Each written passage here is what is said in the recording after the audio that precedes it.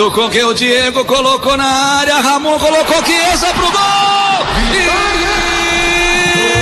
E que beleza, Chiesa!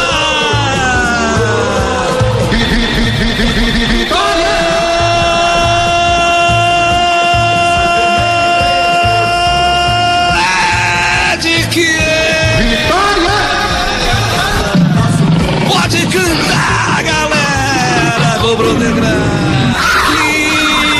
Chiesa, que beleza! Vitória! Essa camisa de número 9 usou o pé direito pra colocar pro gol. E bola na rede, marca no tempo.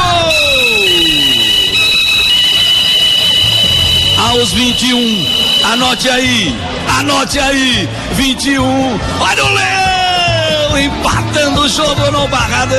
Vitória! Chiesa, pro Vitória, pra Macaca. Me conte a sua história, Wilton Matos. A falta foi muito bem cobrada na zona do conflito. Ela quica no gramado e aí vem ele. Chiesa feito um raio, atropelando toda a defesa da equipe da Ponte. Bate com o pé direito, vence o goleiro João Carlos e coloca no placar da Sociedade.